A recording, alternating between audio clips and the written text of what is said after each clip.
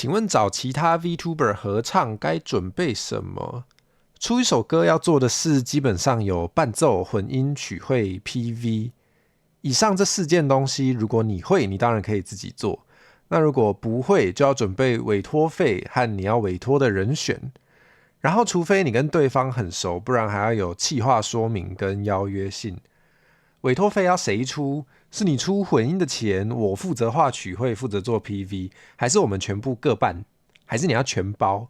这些也都要先写在企划说明里面。那毕竟在大人的世界里，出钱也是表现诚意最直接的一种方式。你如果真的很想跟这个人合唱，我会建议你预算充足的话可以全包。毕竟弄出一支有品质的 cover 或原创曲也不是什么很便宜的事。你愿意全包的话，对方才不会突然需要多一笔支出。那当然每个人预算不同，所以还是要量力而为哦。企业式通常有机会答应吗？当然是有问有机会啊。没问的话，我可以保证绝对没机会。如果你是怕被拒绝的话，我只能建议你不用怕。跟大家分享，我寄出去的邀约信有超过2/3都被婉拒。当然，这也可能是因为我寄太多，而且我都没有在管人家流量比我大多少的。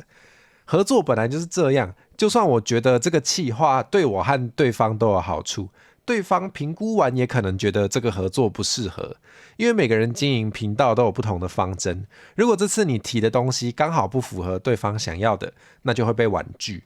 人家只是觉得这个合作不符合他目前想做的事，没有要否定掉你整个人的价值哦，所以不用那么伤心，也不用那么害怕。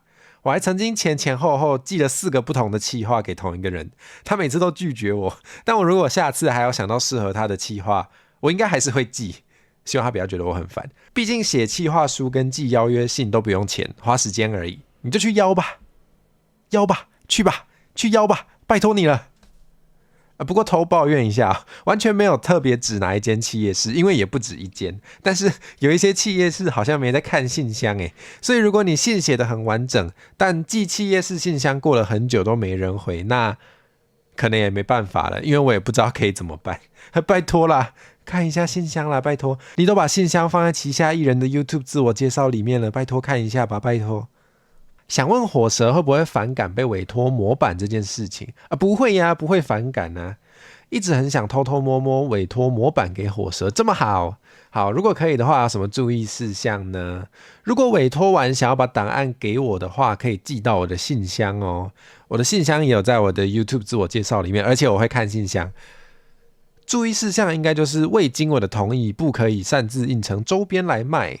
然后如果真的要把档案寄到我的信箱的话，会希望可以顺便告诉我绘师的名字以及允许的使用范围，这样我才有办法标注绘师。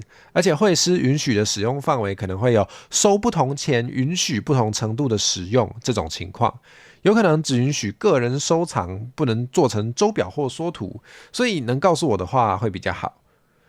需不需要事先告知？如果你想要给我惊喜的话，只要不违反刚刚说的原则，应该是没有问题但事先告知的话，就会比较安全一点。好，今天的棉花糖就这样子稀里呼噜的回答完了。如果还想要问其他问题的话，在说明栏有我棉花糖的连结。好，那就这样，拜拜，拜拜。